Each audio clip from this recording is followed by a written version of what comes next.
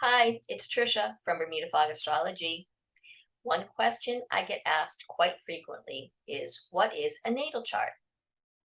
And a question that goes along with that is a natal chart the same as a birth chart? First, the terms natal chart and birth chart are interchangeable. They both refer to the same thing. In this video, I'll walk you through how to cast a natal chart for yourself or anyone else and show you the information contained in one. At the moment you were born, you were stamped by the sun, the moon, and all the planets. I like to refer to this as your cosmic signature.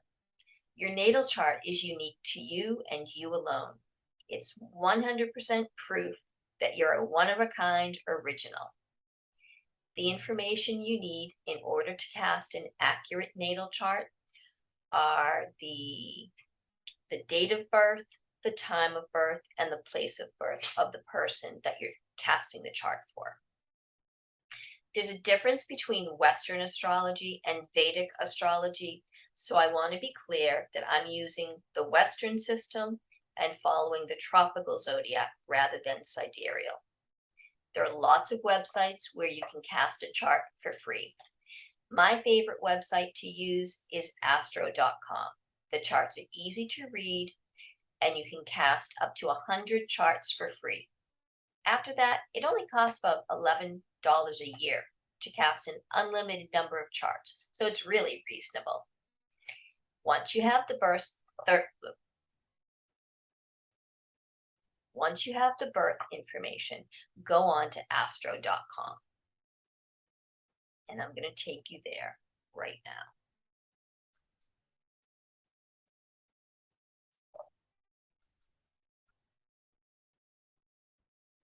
So this is the home page for astro.com. So first you're going to click on Charts and Calculations, then click on Chart Drawing and Ascendant. I have a large history saved on this site, so I'm going to click on Add. But if it's your first time, you might be brought straight to the birth data entry page. On this screen, you'll fill in the information for the chart that you're casting. For the purpose of this video, I'm going to cast a chart for music legend Diana Ross. So I'm going to fill in her information.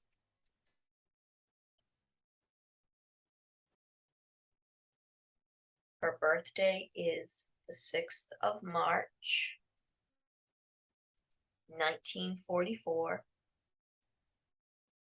She was born at 11:46 p.m. and she was born in Detroit, Michigan.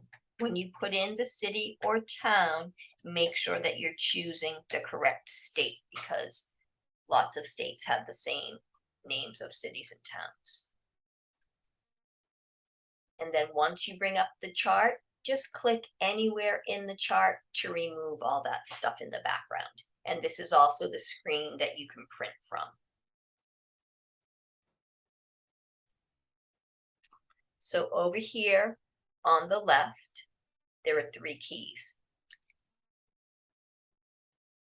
But first, always double check that you have the correct information. Make sure that the birth date, the time, and the place are all correct before you continue. So we're going to look at these 3 keys. So in the first one, we have all the planets, starting with the luminaries, the sun and the moon. It has all the planets in order from the closest to the furthest away. It also includes the North Node, which is not a planet. That refers to the nodes of the moon, and Chiron, which is not a planet, but it's a comet or a planetoid.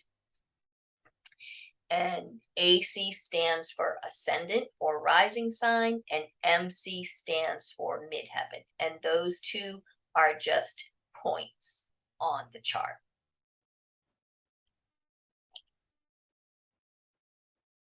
And then in front of each planet or luminary or point, we have the symbol.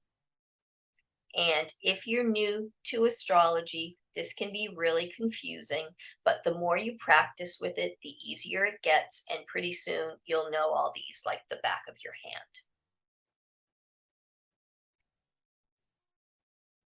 And then over here, this is the degree of the zodiac sign that it was in at the moment of birth. And then these numbers to the right are the minutes and seconds of the degree. The next key is a table that shows the elements and the modes. The elements refer to types of energy. This includes fire, air, earth, and water. The modes refer to the quality of energy and includes cardinal, fixed, and mutable.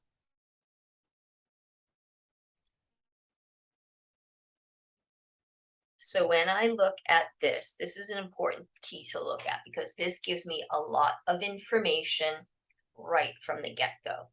I can see that Diana Ross has her moon, Jupiter, Pluto, the North Node, and her midheaven all in fire.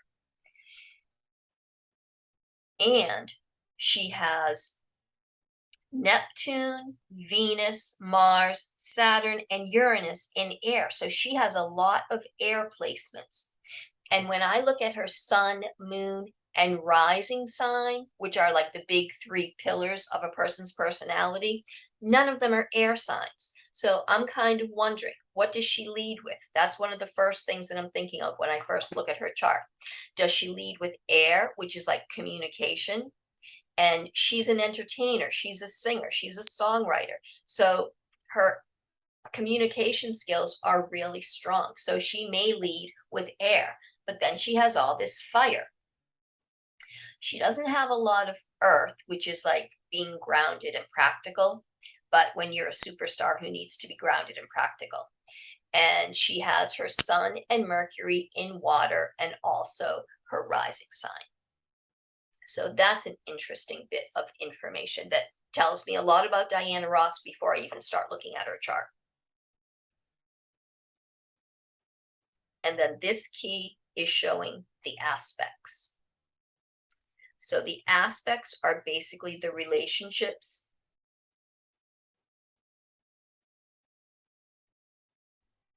So aspects are basically the relationships between the planets or how the planets are talking to each other in this particular chart. So that's the basics of how to cast a natal chart. I have created a PDF with the steps, so you could take a screenshot of that, and if it's possible, I'll put a link to the document below.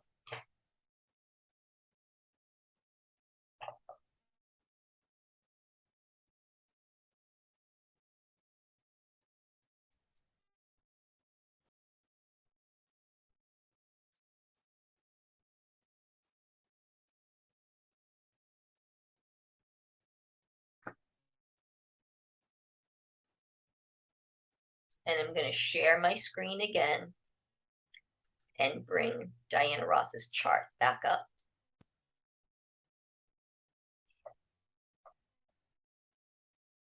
Since I pulled up Diana Ross's chart, I'll use her chart to show you what I do when I first cast someone's natal chart. The first things I'm going to look at are the sun sign, the moon sign, and the rising sign, which are the big three pillars of a person's personality.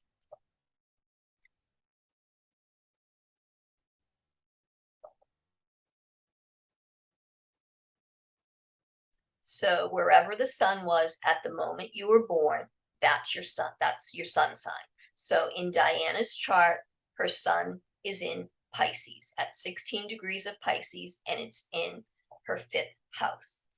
So that tells me she's a dreamer. She's able to build her dream world and uplift people with her singing talent. Your moon is your emotional body and what you need to feel comfortable. And aside from her moon being in Leo at the top of her chart, right next to the midheaven, This placement alone, this Leo placement at the top of her chart, immediately tells me that this chart is the chart of someone who was born to entertain. Leo is the show off of the zodiac. Leos are very entertaining, creative, so it is no surprise that she has Leo at the top of her chart and her moon is in Leo. So that tells me that entertaining and being an artist is near and dear to her heart, and she needs it in order to fulfill herself emotionally. Also, in this house, this 10th house of Leo, she has Jupiter, the planet of luck. She has Pluto, the planet of power. She has her midheaven, which is basically your career marker, and the North Node, which is your destiny. So you put that all together, and she was destined to be a very successful and popular entertainer. Your ascendant is whatever was on the eastern horizon at the moment that you were born. So Diana Ross's ascendant is in Scorpio, 7 degrees of Scorpio. So having your ascendant in Scorpio gives you a little bit of intensity, but it also gives you leadership ability, creativity, power, passion, determination, which I would say are all true of Diana Ross, even though I don't know her personally. But her chart tells me a lot about her, so I kind of feel like I know her a lot more than I did before I started this.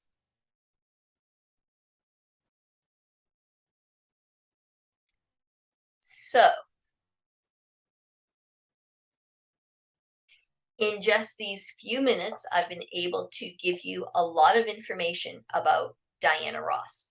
And if you want to get to really know a person, read their natal chart. It'll give you a lot of information. And if you've never had your own natal chart read, that's something that you might want to think about. It'll give you a chance to really get to know yourself and fall in love with yourself. And if you're ready to take the deep dive into your own natal chart, I'll put a link below so that you can book in for a natal chart reading. Talk soon.